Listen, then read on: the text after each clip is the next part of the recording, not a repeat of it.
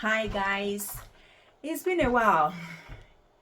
Well, I think my last video I did mention how busy things are at the moment because there's a lot of things on the fire cooking, which some of them are ready. So I want us to talk about my journey to entrepreneurship. By the way, my name is Lady C, and you are listening to Real Life Talk. And in this studio, Real Life Talk, this channel, babes, we talk about real things. Everything is real. Now, guys, I want us to discuss, or I'm here to tell you about my journey to entrepreneurship.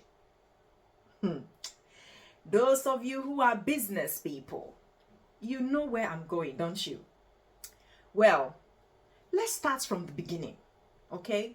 With this series, it's going to be a very long one. So, watch it anytime and share the video. Like the video and subscribe so that you will not miss anything. You know, my story will inspire you from zero to hero. And you know, when you are a child of God, or you are a Christian, or however you want to put it, or you are a spiritual person, sometimes things looks like nothing is happening. But in the spiritual realm, there's a lot happening. I want to discuss with you to empower somebody, to encourage someone who is looking to be a business woman, a businessman. I've had so many people that have actually come to me and say, how do you start? How did you start your business? And how have you been able to sustain it? So I've had a couple of questions like that. And I thought, this is really call for alarm. Maybe it's about time I should come to real life and tell everyone how my journey started as an entrepreneurship. If you go back to some of my videos, you will see when I actually started life, when I started reading, when I started writing, what age I started doing all that. And you know, disabilities are real, okay? But it's how you really accept it, then it becomes real life. Now, with my journey to entrepreneurship, it's been amazing, challenging, difficulties. As you all know, it's normal life, right? And this is why we talk about real life talk, okay? Ladies,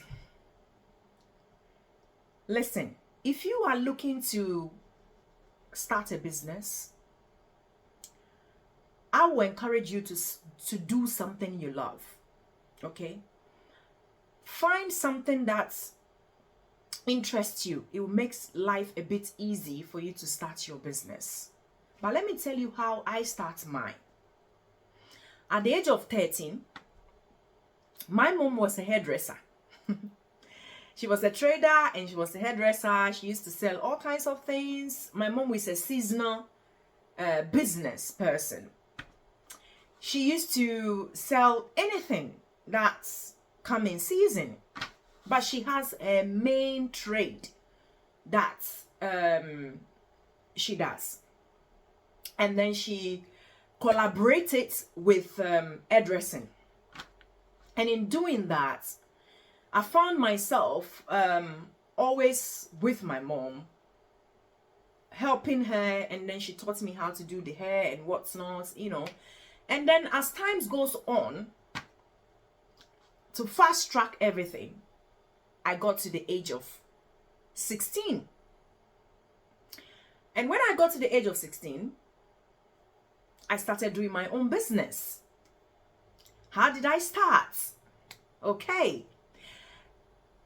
I used used to do kids' hair. My mom used to get me to do the children's hair. And then she does the adult hair. And then every time I work, she will give me like half of the money. And I used to keep some of the money in a socks, in my school socks. I kept doing that for a very long time. And one day I realized that I have a lot of money. And then I started buying some stuff to sell. So at the age of 16, I finished school. High school, as you know. We call it JSS in Ghana. So when I finished JSS, obviously, my inability to, as a dyslexic, you can't read, you can't write. Which uni are you going to go? Which other colleges can you go? You can't go anywhere. But I saw that I was very good with my hands. So I want to encourage any parents, you know, when your kids are good with their hands, please encourage them. Okay? Because what I know is that I don't want to go so much into, you know, the dyslexic bits. But what I want to tell you today is that you can do all things. All things. Anything that you say to yourself you cannot do is because you have actually tuned your mind off. And that's why you say you cannot do. The motto is that we can do all things. And then if you even want to make it even stronger, you now say, I can do all things through Christ who strengthens me.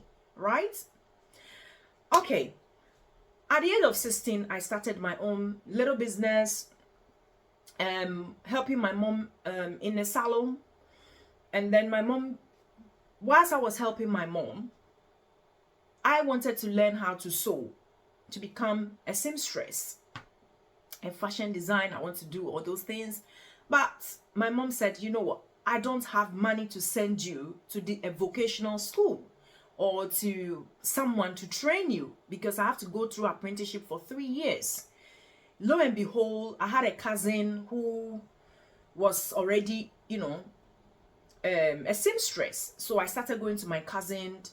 But hey, babes, it became so hard. Life became so hard in the sense that sometimes when I wake up in the morning, there's no money to even get myself in a bus to my cousin's place because our house was quite far. They got to a point where I have to start walking. And I'm talking about maybe an hour and a half walk, which today has really helped me because I'm still doing the same walk till today. You know, certain things we go through when we are young, and then they said what doesn't kill you makes you strong, right? So that walking really made me strong, and now I can walk for miles. Okay, thanks to before. Anyway, so when I started walking to my cousin's place, eventually it got to a point where I can't even afford food. When I go, my cousin have to give me money for food. It became so stressful. So I told my mom that, look, I have to walk 1.5 hours to work to do this apprenticeship. On top of that, sometimes there's no money I have to keep drinking water the whole day till I come back home to eat. You know, it became a bit frustrating for me as a young girl, you know, 16 at that age. So I explained everything to my mom. My mom said, well, I told you to come and join me in the salon. In that way, when you help me and then I can give you some money, then you can start your own salon and here and there. So I said, okay, I have to quit what I love so that I can make myself a little bit comfortable. So I started working with my mom. And when I'm talking about a salon, babes, I'm not talking about the salon you know. I'm talking about market.